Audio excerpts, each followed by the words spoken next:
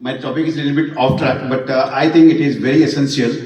And in my 30 years of now the practice, I think we should discuss little bit in a conference like this, so that we have little time for introspection. So I have given the name of the topic is Anatomy of Success, Unraveling the Surgeon's Ecosystem and the Importance of Personal Significance.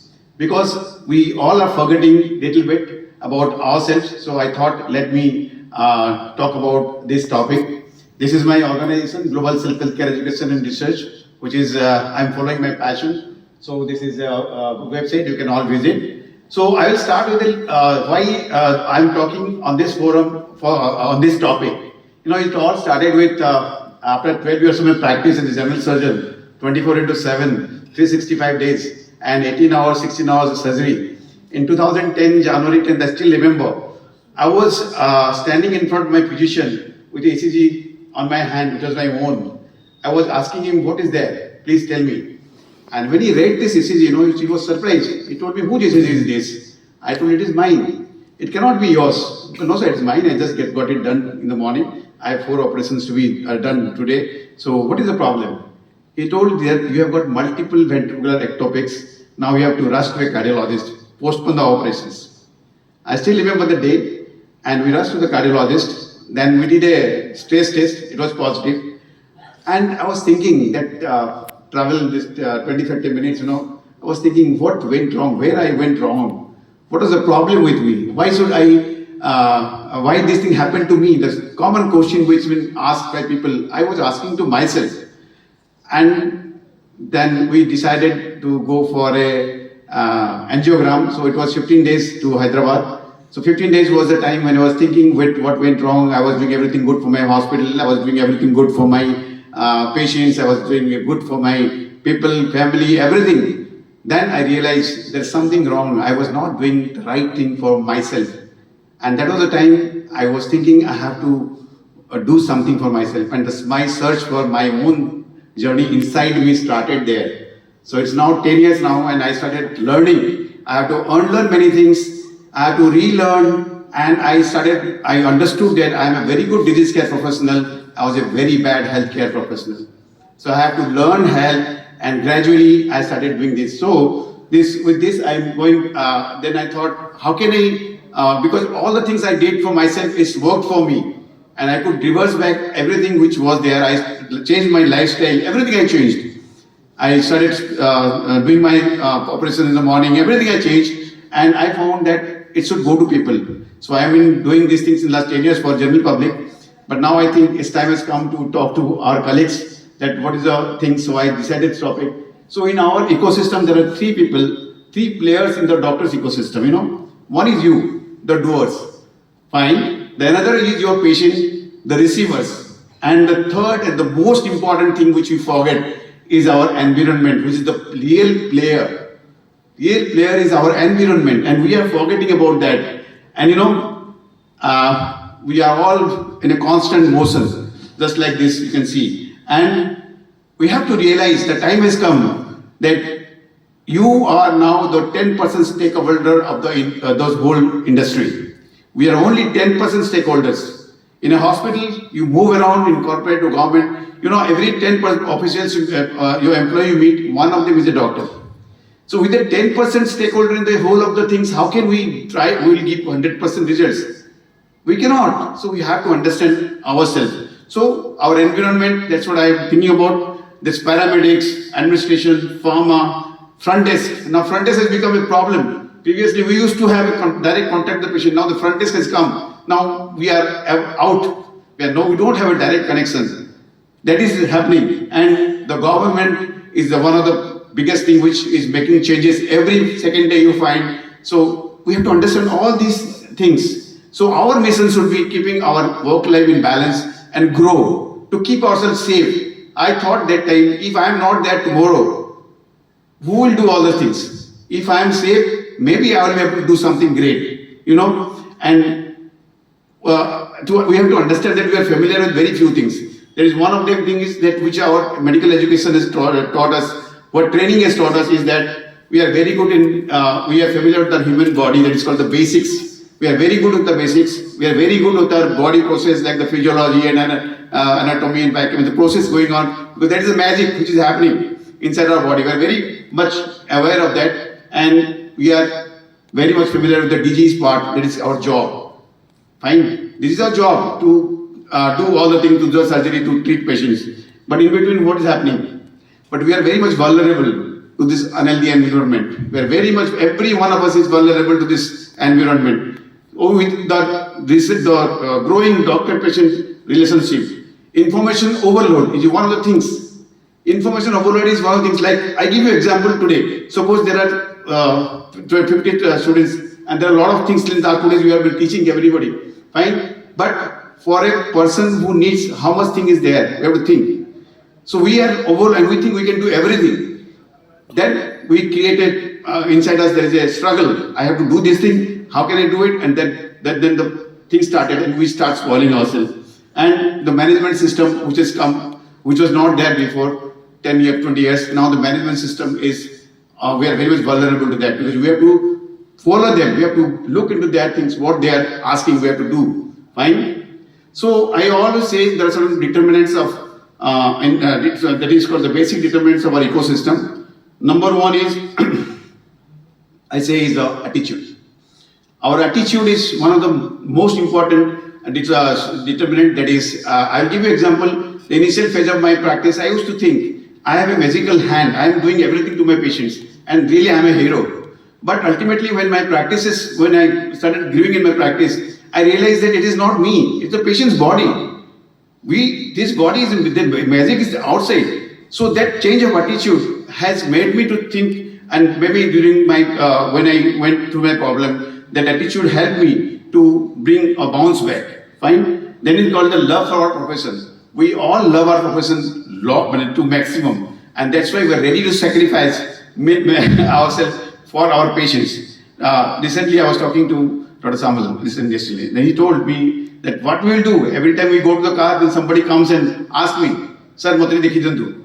But that time he has to go somewhere. We have to go somewhere. So it is not. We can always postpone. We can always have our time. That is possible, which I have been doing in the last 12, 13 years now. And I think I didn't lose a single patient. I didn't lose a single patient who went away from me, because I think my time is my time.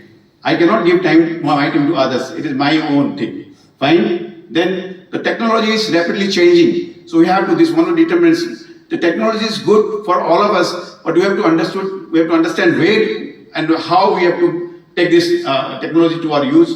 We have our own limitations, and we have to understand that where to stop. That's the basic principle of surgery. We should know where to stop. So we should all know our limitations. That is the basic, and without knowing that, we create complications. And if we don't know, then I think that's a foolishness.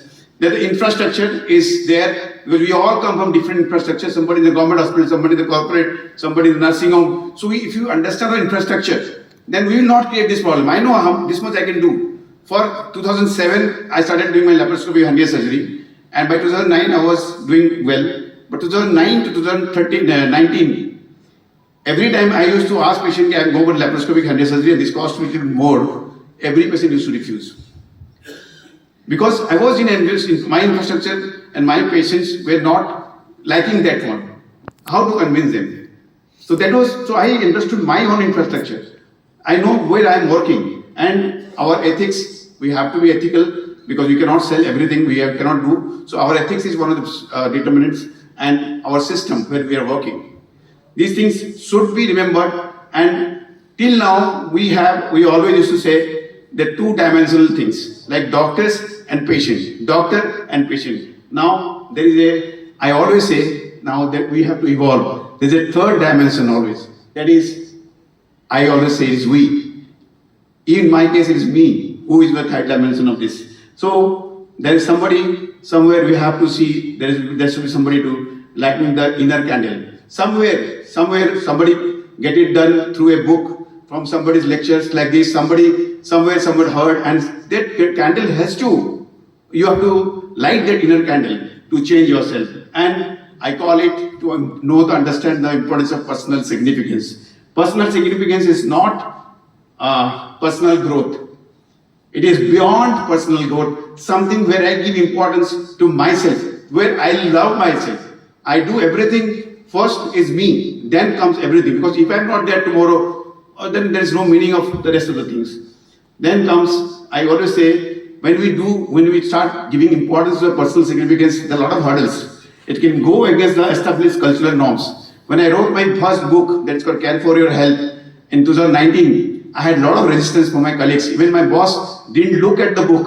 He was a surgeon. He didn't look, like, kya kar raha hai? What is you doing? Fine. Then needs constant focus. When you have to think, you need constant focus and intentional effort to sustain your, when you want to give yourself importance. Because people will tell you bad, I know. And it can create tremendous impact to dislodge you from your personal present status. Many times it dislodges you, it can throw you out. But if you persist, then I think there's only one force I can say, moving towards greater meaning and purpose. If we move towards that, I think that is where we will start giving the importance to ourselves. So we all, somewhere in our life, we all stand in a fork in the road, just like a fork in the road, and we all, we never think where are we. But once we need to know about it before, suppose we know that in future, this is the time when we will be able to face this thing. If we can predict ourselves, then we are not confused like this girl which is getting confused. And if we don't give no time to map it, no mindset to adjust and take action, then we arrive burnout. And we regret. I regretted in 2010 what I did. Everybody must have, every surgeon. I know most of the surgeons, we burn out for something we do not know why. And that should not be there. We are the most educated person, most trained person, still we do it. What about the common man? It is not possible. Fine? So we have to ask the question, does my life matters? Why does my life matters? To whom my life matters? For how long my life matters? These are the 4 questions we have to ask. And once we do it, then we say we have to choose the time. Make the time now. To create a margin, we have to create a margin. It cannot be done today. I want it tomorrow. It cannot be done. So we have to create a margin around us, which is very much essential. And we have to constantly be in motion. We have to be constantly in motion, flow from our past and present. So we have to understand this. In 1 minute, please. Okay, we all have our own choices. We all have the capacity to make any change we desire. And Albert Einstein told once, you cannot solve a problem with the same thinking that created the problem. We have to be away from this. Now this is the success. We have to understand what is, we all know a lot of curves, a lot of things. So I tell you today it's a sigmoid curve of life curve, successful curve. That is, if you see into that, we all start learning and development and we reach to a peak around 40s and 45. And here we have to think this time what I'm talking about, the change needed. And if we don't do it, after a certain time we decline but that is the time when we have to change, we have to refresh ourselves or pivot ourselves to become more successful and more productive. That is very essential. And there is some takeaway message I will give you. Know where we are on our personal life curve. Know and use the margin of that is called self-awareness. Realize it's a scorekeeping. Realize the gift we have been blessed with. We all are blessed with gifts. Somebody has got music, somebody has got, somebody wants to be a writer, somebody wants to be a good player. We all, but during our course of this surgery career, now we forget everything. We forget everything, nobody. So I always tell lifestyle management, 1 F comes from following your passion. How many of you are following our passion? Surgery is our job. That is, very few people have got surgery as a passion, but it is our job. But we have a lot of things every person has got something to follow. And know where we want to go. Whether we want to get burnout or we want to be a more productive society, that we have to understand. And we have to refresh and pivot during our time. To conclude, personal significance is the 3rd dimension which I'm talking about that can provide a specific energy or motivation to a surgeon, which adds importance in what he does or contribute. Thank you very much. Thank you, sir. And this will help all of us